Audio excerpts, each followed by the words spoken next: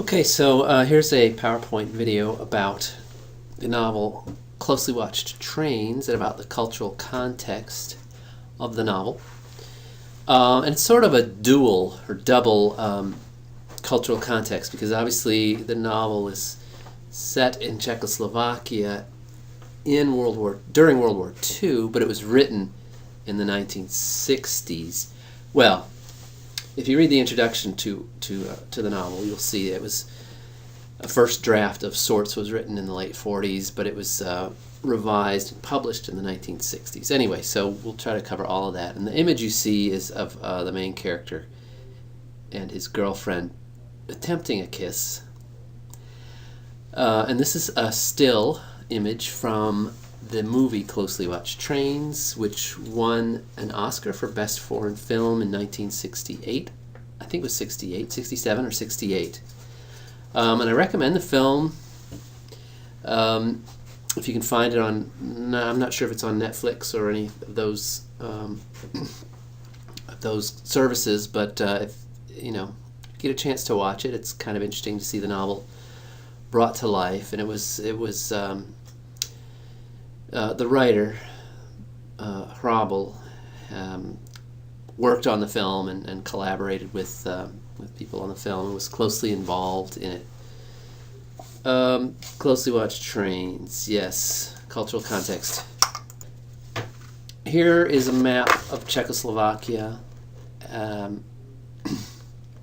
as it was before it was split into Slovakia and the Czech Republic, which happened, I don't know, within the past 20 years. But so this shows Czechoslovakia as it would have been after World War II, and even in the 1960s.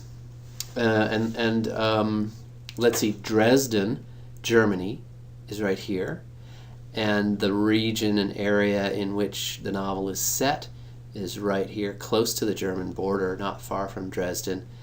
When you get toward the end of the novel, you'll see that Dresden plays a role in the story. Yes. And so some history of post-war Czechoslovakia. I mean, even though we have sort of a double time period, it's all part of the same era, post-World War II Czechoslovakia. Now, going back a little bit before that, actually, to start, just for a moment, Czechoslovakia as a nation had been created after World War I, when a lot of new borders were set in Europe and surrounding regions after World War I. It was created from territories that had formerly belonged to the Austrian and Hungarian empires. And like a lot of nations, it was not quite arbitrarily, but almost arbitrarily created. And, as we've seen from our vantage point of 2014, it is now two nations, the Czech Republic and Slovakia. And so it was kind of a forced marriage of two groups of people, I guess you could say. The region of Czechoslovakia known as Sudetenland was given to Hitler in 1938. It was part of Czechoslovakia. It was given to Hitler in 1938 and made part of Germany. This happened after negotiations between the British Prime Minister Chamberlain and Adolf Hitler and some others, not including any of the leadership of Czechoslovakia itself. Hard to imagine the leaders of other countries deciding, we're going to give part of your nation to Hitler's Germany. It was part of this appeasement of Hitler, for which Chamberlain is infamous. He's been reviled and criticized for decades for negotiating with Hitler and basically giving in to Hitler's demands in 1938.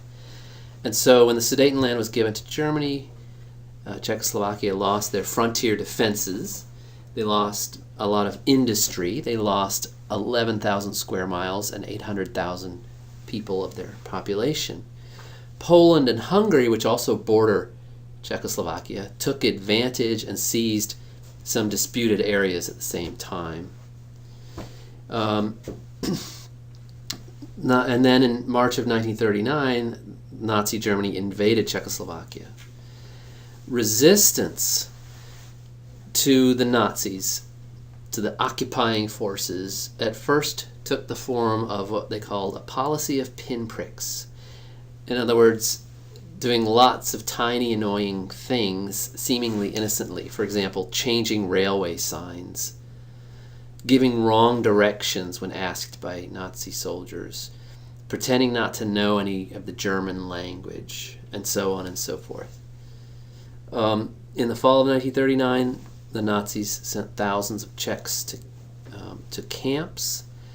There was a peaceful demonstration by students, and one student died of injuries suffered at Nazi hands, and that led to protests, and the Nazis kind of cracked down and attacked university students all over Prague, the capital, and elsewhere. Hundreds of students were killed, thousands were shipped to camps, the universities were closed for 3 years.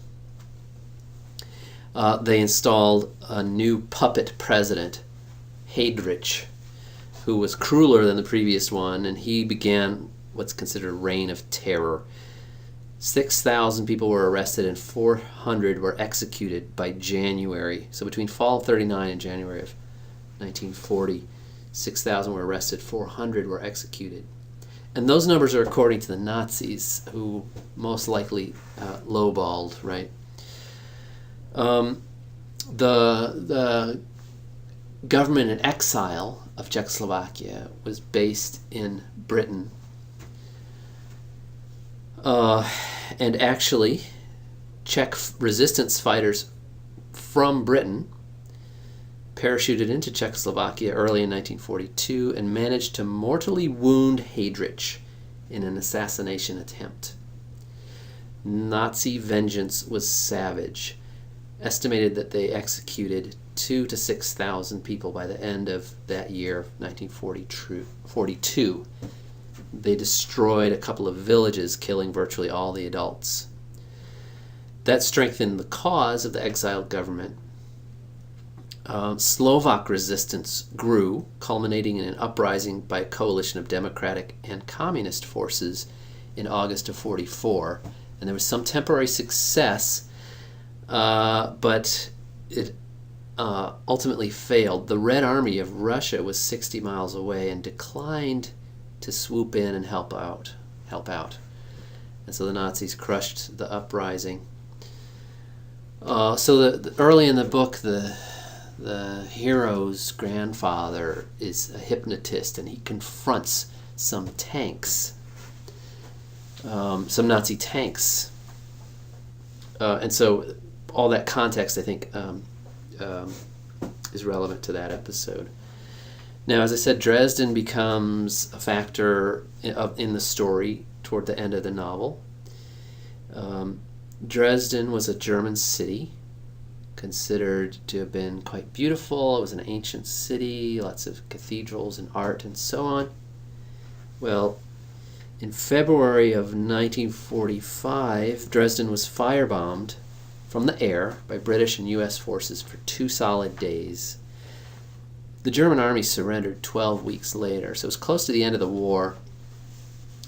Dresden was not a military base, or, a lot of people have said it was not a significant military target.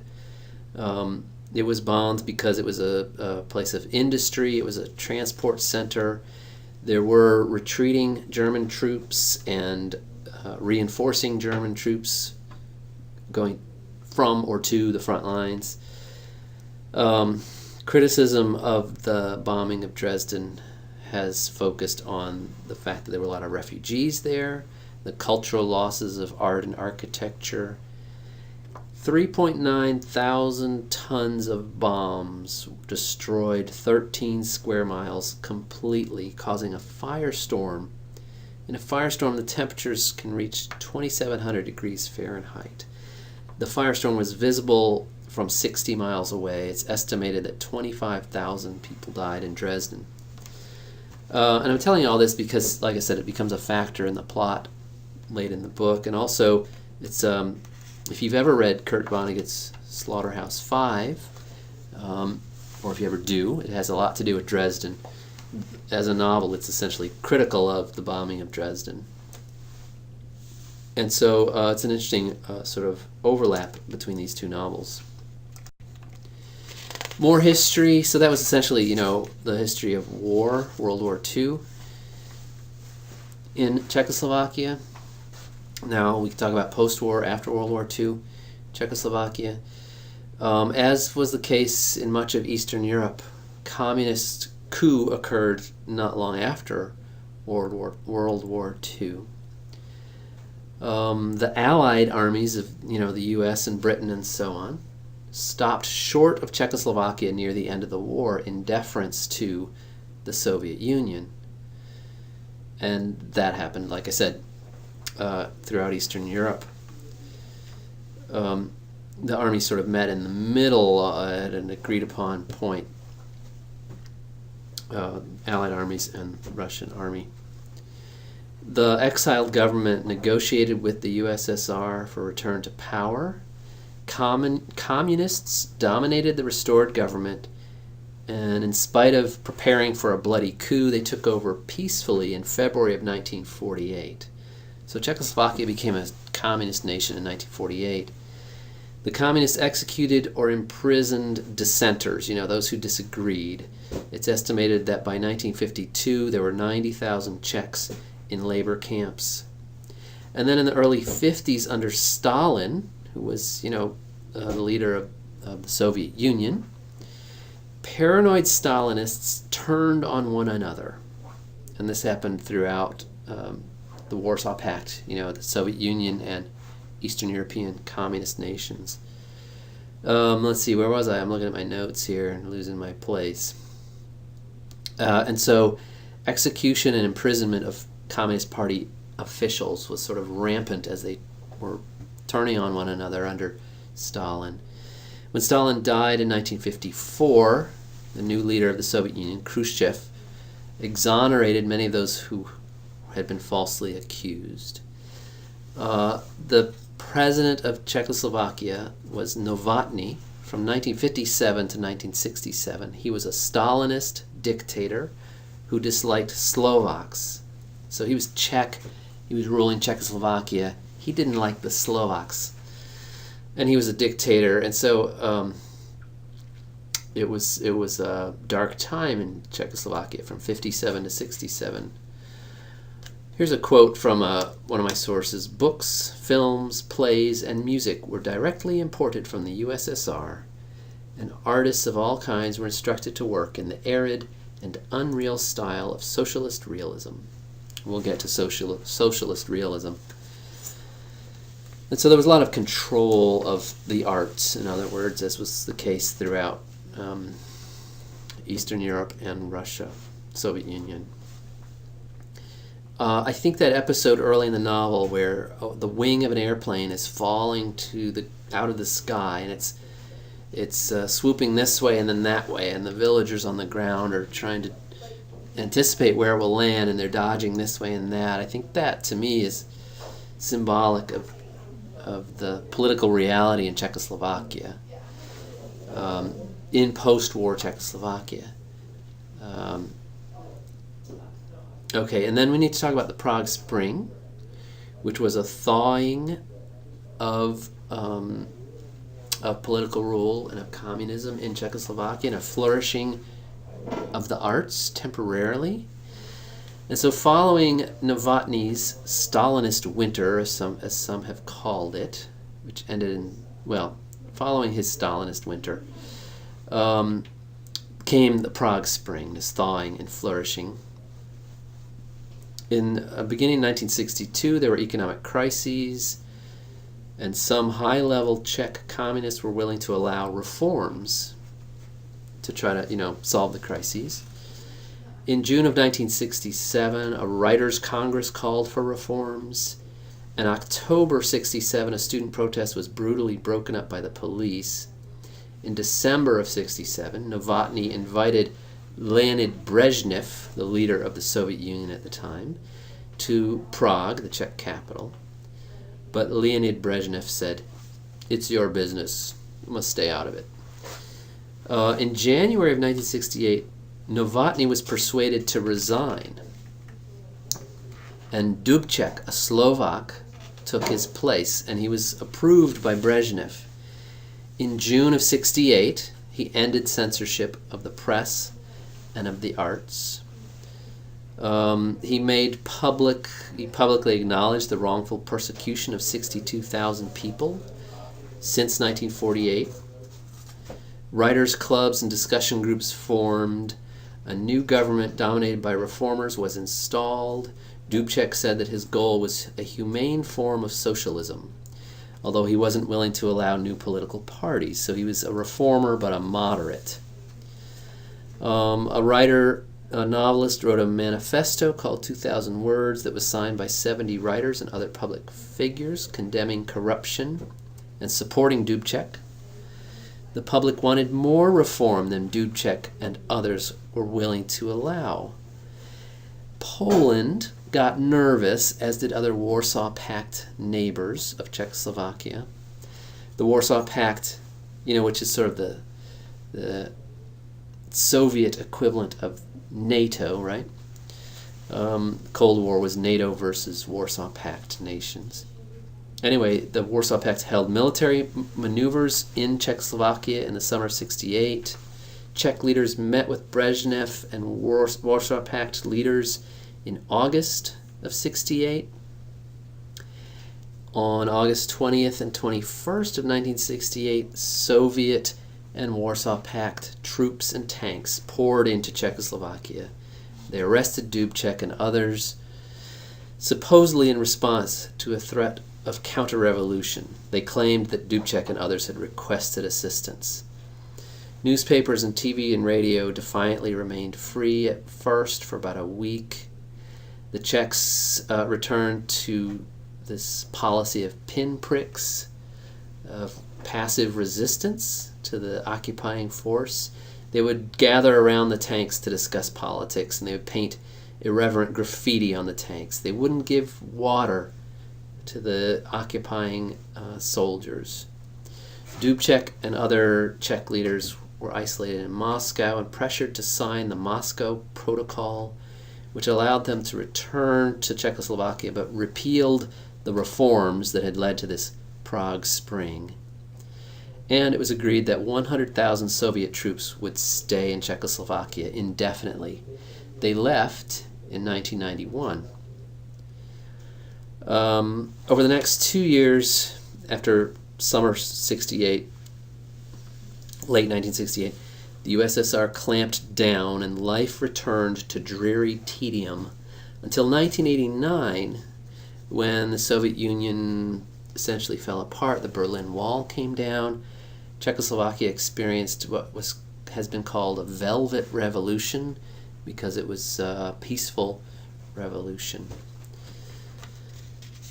Okay. The arts. Socialist realism. In Warsaw Pact communist nations, behind the Iron Curtain, in the USSR, Czechoslovakia and Poland and Hungary and so on, there was this idea that artists of all kinds should practice socialist realism. Art was essentially to be propaganda. Art should glorify socialism. So there would be paintings, for example, of peasants getting their first tractor. There would be sculptures of workers greeting soldiers. No criticism of the status quo was allowed. You could criticize the way things had been before the revolution, but no post-revolutionary status quo could be criticized. No violence unless heroic. Sex was only hinted at. If you read the intro to the novel, he talks some about socialist realism. So Hrabal published Closely Watched Trains in 1967. Wasn't quite the Prague Spring yet, but things had loosened up. And as the introduction points out, he could get away with Closely Watched Trains because its hero resisted the Nazis. That wasn't criticizing the status quo. The Nazis had been enemies of the communists and so on. Let's see. Okay, the next two slides will show you some paintings that are examples of socialist realism. So here's one called Day After Day Life Becomes Even Happier. Very rosy, optimistic depiction of a Russian woman who is a worker who, is standing next to a car, and in the background you can see wheat fields and shipping and, at the time, very modern power transmission lines and so on, and she seems to be looking to the future. That's socialist realism in, visual art. Here is a nice painting of Joseph Stalin. He's the guy in the hat. If you know anything about Stalin, he is often compared to Hitler, to Pol Pot, to the worst of the 20th century's dictators and mass murderers, frankly. But here he is, looking noble in clean white or tan uniform with some happy children who are giving him flowers in a very idyllic setting, and he's looking into the distance, and the kid in the middle cracks me up with the funny smile he's got. But again, that's very idealized, it's realistic but very idealized, and essentially propaganda. Hrabal was born in 1914 and died in 1997. He fell out of a fifth-story window. Speculation was that he was trying to feed pigeons. Speculation also that he may have committed suicide. In any case, he grew up in Nymburk, son of a brewery agent. His studies at the University of Prague were interrupted by the Nazi closure of universities, which I mentioned in the previous slide. He had a lot of odd jobs, including at one point train dispatcher. He eventually got a law degree but did not practice law. He suffered an injury on the job at steelworks. He kept his writing secret among trusted friends in the late 40s and 50s. And again, the intro to the novel is interesting because the person writing the intro had known Hrabal for a long time and was familiar with the earlier version of Closely Watched Trains. During the Khrushchev thaw after Stalin, when things loosened up a bit, Hrabal had a book of stories accepted for publication. But by the time the publisher was ready to put it out, the political climate had shifted and it was withdrawn. Like the falling airplane wing, there was a lot of dodging, I guess. His first book was published in 1963. Closely Watched Trains was published in 1965. By 1968, it was a very popular book and made him sort of a hero. And again, the introduction has some good discussion of that. By 1968, he had published 5 works and become a national hero. In 1970, after the crackdown, 2 newly printed works were destroyed, and the Soviet ban affected him along with all others. So he began again circulating his work secretly. He had a nervous breakdown at some point. In 1975, in an interview in the official communist newspaper, he expressed support for the authorities. That let people down. In 1976, a book of his was published and sold out on the first day, so that kind of maybe indicates he was still a hero. After the collapse of the USSR and the Velvet Revolution in Czechoslovakia in 1989, his earlier works that had not yet been published were published and greatly acclaimed. All right, that's it.